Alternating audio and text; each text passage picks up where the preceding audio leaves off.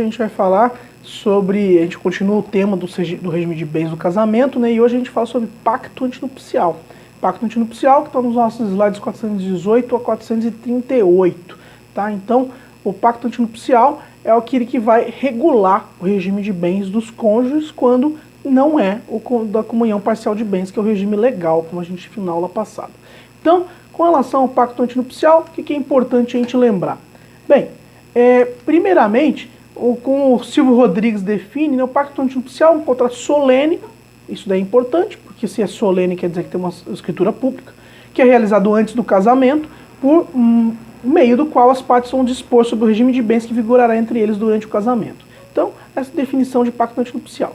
O pacto antinupcial é um negócio jurídico bilateral de direito de família, porque você vai ter um acordo de vontades e vai versar sobre interesses patrimoniais cujos limites são definidos em lei. Então a gente também tem limite para o pacto antinupcial, ele não pode tratar de coisas que vão violar a lei, mas você tem uma ampla autonomia privada dos cônjuges, ou melhor, dos nubentes, para definir esse regime de bens e definir tudo essas características do pacto antinupcial. Então o interesse patrimonial que existe no pacto antinupcial permite identificar duas coisas. Primeiro, que existe uma natureza contratual nesse pacto. É um acordo de vontades destinado a regular patrimônio. E também o livre exercício da autonomia da vontade, que os cônjuges vão poder livremente estipular várias coisas. A gente vai até ver nessa aula que até questões não patrimoniais poderiam ser reguladas por meio do pacto. O artigo 1639, que a gente já falou algumas vezes já, né, nas últimas aulas, vale repetir porque ele é um artigo importante, diz que é lícito aos nubentes, antes de celebrar o casamento, estipular quanto aos bens o que quiser. Esse é o fundamento do pacto antinupcial. Então, isso trata de uma exceção à indisponibilidade dos direitos de família. Os direitos de família, via de regra, eles são indisponíveis, eles são existenciais e tudo mais, dialogam com alguns direitos fundamentais. Porém, no que se refere ao patrimônio, o pacto antinupcial dá uma ampla liberdade para os nubentes regularem o que eles quiserem para o casamento deles. O parágrafo único do 1640 do Código Civil diz que durante o processo de habilitação, os nubentes podem optar por qualquer regime regulado pelo Código. E quanto à forma, vai ser reduzir a termo a opção pela comunhão parcial. Como é um regime legal, você não precisa fazer nenhum tipo de pacto. E nos outros casos você faz por escritura pública o pacto antinupcial. Então essa é a primeira regra, tá, gente? Quer casar pela comunhão parcial de bens do jeito que está no código, não precisa fazer pacto antinupcial nenhum. Não precisa, você pode fazer para regular outras coisas, mas não precisa.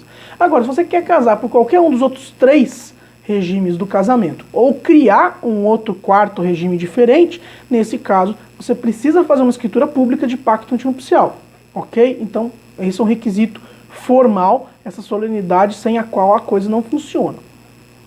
A única exceção aí à liberdade contratual que a gente vai ter vai ser quando você tem o regime obrigatório de separação de bens. Então, quais são os casos da separação obrigatória de bens?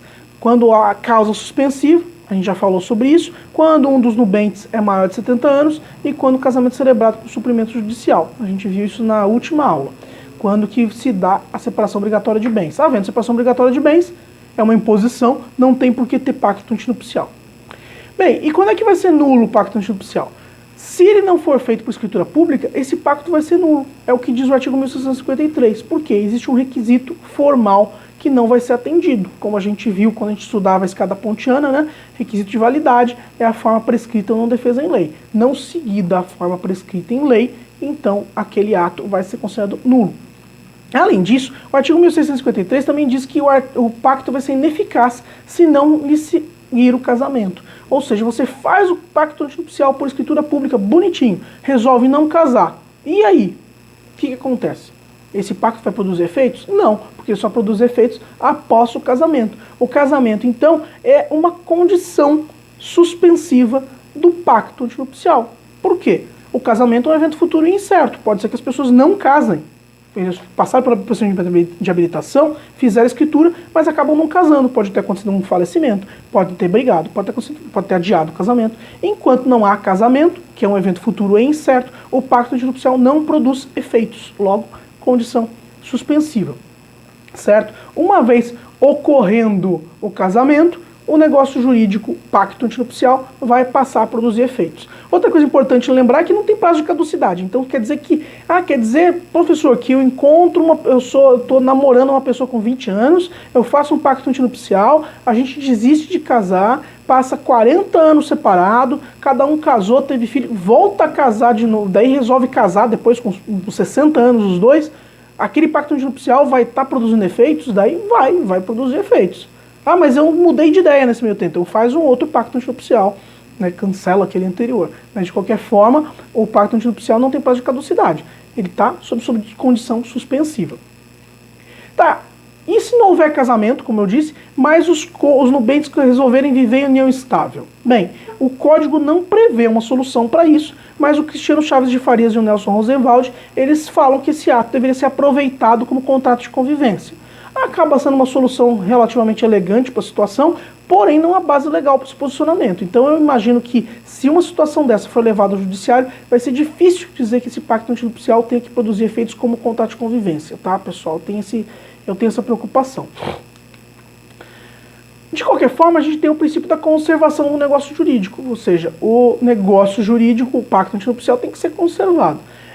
A ideia aqui é a aplicação do enunciado 22 da primeira jornada de direito civil, função social do contrato. Você vai ter como decorrência da função social do contrato o princípio da conservação negocial.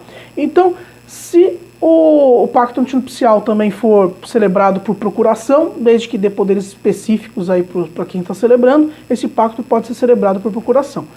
Professor, por que eu falei por que você falou desse princípio da conservação do negócio jurídico? Até para pensar que pode ter eventualmente uma cláusula nula, uma cláusula anulável, você não precisa anular o pacto antinupcial todo. Se ele seguiu os procedimentos corretos, se foi feito por meio de escritura e a ele se seguiu o casamento, ele vai produzir efeitos naquilo que ele pode produzir efeitos.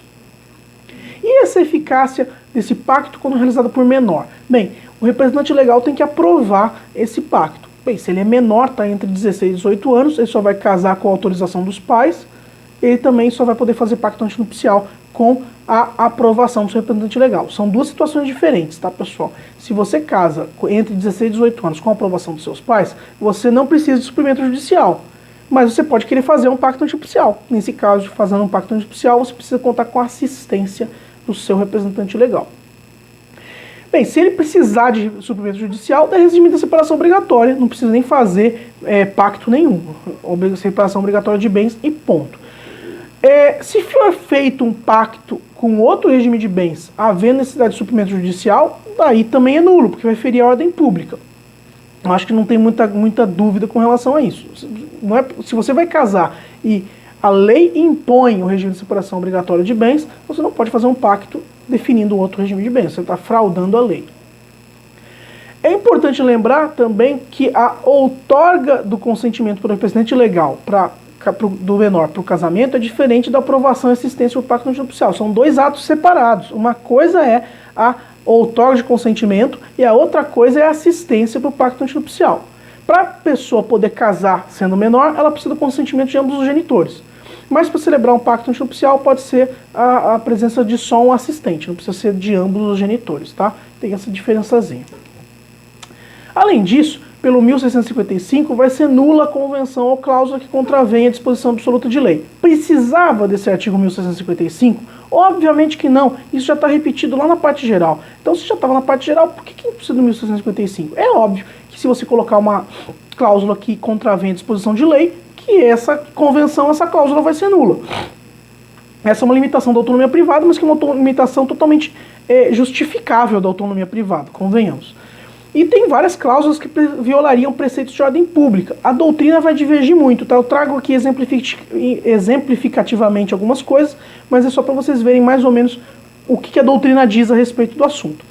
Bem, liberar dever de fidelidade de coabitação, liberar a outorga conjugal, pode vender à vontade meus bens, eu não estou nem aí. Administrar os bens de forma exclusiva para um dos cônjuges, isso é uma polêmica, porque se a gente admitir que o regime dotal possa ser utilizado, seria basicamente isso que ia acontecer. Renunciar a alimentos ou direito real de habitação em caso de falecimento, em caso de separação. Regulação da guarda dos filhos em caso de divórcio, que talvez não poderia ser feito mediante pacto antes. Afastar regime de separação obrigatória, obviamente que vai ser fraude à lei. privar um dos pais do poder familiar. Ah, não, eu quero ter filho com você, mas você não vai ser um bom pai. Então, você já fala que você não tem poder familiar, você está renunciando. Não poderia. Excluir de forma expressa o direito sucessório do cônjuge. Então, tem limites, né? A gente não pode gerenciar de uma forma absoluta, por meio do pacto antinupcial, qualquer coisa que você queira. Tem coisas que não vai ser possível. Sem contar que renúncia a direitos à personalidade é expressamente vedada pelo Código Civil, pelo artigo 11 do Código Civil, né, que são intransmissíveis e renunciáveis e não pode sofrer limitação voluntária no seu exercício. Então, você não pode fazer qualquer coisa no pacto antinupcial. Além disso, pode constar no pacto também doações recíprocas entre os noivos. Por quê? Talvez eles casem sobre o regime de separação convencional de bens, por exemplo, que precisa de um pacto antinupcial, mas um cônjuge, um dos nubentes, resolve doar, por exemplo, um imóvel para o outro, para já garantir um patrimônio. Pode acontecer. Doação de terceiro ao casal com condicionante de celebração do casamento também é possível se colocar no pacto, de acordo com parte da doutrina. Maria Berenice Dias, a tia Berê, ela já diz o seguinte, que dá para colocar coisas no pacto que não sejam relacionadas com o patrimônio. Nas palavras dela, pode ficar definido, por exemplo, quem vai no supermercado, quem que não pode fumar no quarto, que não pode deixar roupa pelo chão. Assim, você pode regular isso? Pode. Ela entende que não tem, a questão não patrimonial pode ser discutida e regulada no pacto. O problema para isso é meio simples. Como é que eu vou executar essas avanças? Eu vou conseguir executar judicialmente isso? Meu cônjuge prometeu, colocou no pacto que não ia jogar toalha no chão, toalha molhada no chão, mas olha aqui, fotos, segue anexo de fotos dos últimos 100 dias com toalhas molhadas no chão. Você vai pedir o quê? Uma multa? Você vai... Não sei, como é que você vai executar esse tipo de obrigação? Então, é uma questão que nada impede que você coloque, mas a execução de uma avença dessa é meio complexa.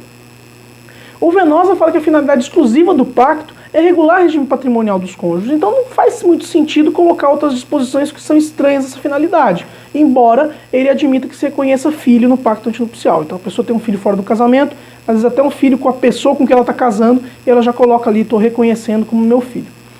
O enunciado 635 do 8º Jornal de Direito Civil fala que nada impede que o pacto antinupcial e o contrato de convivência, de uma situação envolvendo união estável, pode ter cláusulas existenciais, desde que não afetem o princípio da dignidade da pessoa humana. Bem, a doutrina então admite essas cláusulas extrapatrimoniais. Porém, o problema decorrente de como executar, a doutrina não está abordando. Então a doutrina não aborda como executar, como garantir o cumprimento dessas cláusulas existenciais. De qualquer forma, gente, vocês ficam aí informados que nada impede que você coloque uma proibição de jogar toalha molhada no chão. E indenização? Acabou o casamento e vou prever uma indenização para o cônjuge não culpado, por exemplo. Eu poderia colocar ou não poderia colocar? A doutrina diverge. Para a doutrina favorável não existiria restrição nenhuma a tais disposições que não afrontam a lei. E para a doutrina contrária, existiria uma incompatibilidade com o princípio da comunhão plena de vida. Eu, pessoalmente, eu não consigo visualizar porque a previsão de uma indenização seria incompatível com o princípio da comunhão plena de vida. Ainda mais porque hoje o divórcio é possível, então a pessoa pode acabar com o casamento, pode terminar o casamento, então por que não prever uma indenização prévia? O pacto antinupcial não é um contrato, de certa forma? Se é um contrato, eu poderia prever uma indenização, assim como num contrato qualquer eu prevejo uma multa rescisória. Então, não sei se isso daí é um problema ou não, certo? Talvez o que se possa discutir, e eu pensei isso agora, é que, havendo a previsão de uma indenização ser paga a outro cônjuge, talvez um cônjuge fique sentido vinculado a um casamento que não está mais interessado por medo de ter que pagar aquela multa. E isso seria um problema, mas não seria uma incompatibilidade com o princípio da comunhão plena de vida. Na verdade, seria um princípio da limitação da liberdade individual. Eu não consigo exercer meu direito potestativo ao divórcio por medo de ter que pagar uma multa. Então, é uma coisa que vale analisar. Talvez seja até uma situação interessante para ser abordada num TCC. Fica a ideia, agora está até gravado, ideia de TCC. Bem, outra coisa que eu também já mencionei, né, que vai ser decorrência do artigo 184, né, se você conseguir salvar alguma coisa do pacto antinupcial, tiver disposições nulas, inválidas e tal, mas tem coisa que é válida, aquilo que é válido vai prevalecer. É a aplicação do Brocado Latini. latino, utile per inutile non viciatur, ou seja, o útil não é viciado pelo inútil. Aquilo que você pode salvar do pacto vai prevalecer se ele foi feito por escritura pública e se a ele se seguir o casamento, que são as regras de validade e eficácia do pacto antinupcial. Outra coisa que é importante notar é que pelo artigo 1657, os efeitos com relação a imóveis do pacto antinupcial só vão ter efeitos erga omnes no momento que esse pacto for averbado no cartório de registro de imóveis. Sem essa averbação no cartório de registro de imóveis, não vai ter efeitos erga omnes no pacto, no que se refere aos bens imóveis do casal. E com relação a bens móveis? Bem, com relação a bens móveis, vão decorrer direto da celebração daquela escritura pública, né, da lavratura da escritura pública perante o cartório de notas, que é onde vai ser feita a escritura pública do pacto antinupcial. É importante lembrar que como só se produz efeitos, só se dá efeitos ao pacto antinupcial após o casamento, você não pode registrar o pacto antinupcial antes do casamento. Esse registro tem que ser feito após. O Cristiano Chaves de Farias e Nelson Zerwald, eles argumentam que essa publicidade estaria esvaziada pela existência de outros imóveis e locais que não do domicílio dos nubentes. Concordo com eles. Realmente a publicidade aí está meio prejudicada. De qualquer forma, o que o nosso código estabelece como obrigatório é que se averbe o pacto antinupcial no cartório de registro de imóveis do domicílio dos nubentes, agora cônjuges, tá? Com isso, pessoal, a gente encerrou o pacto antinupcial. E na próxima aula a gente começa a abordar os regimes de bens especificamente um a um. Comunhão parcial de bens, comunhão universal de bens, separação de bens e participação final nos aquestos. Espero que vocês tenham gostado. Na próxima aula a gente continua. E dúvidas, por favor, façam no Google Classroom. Até a próxima.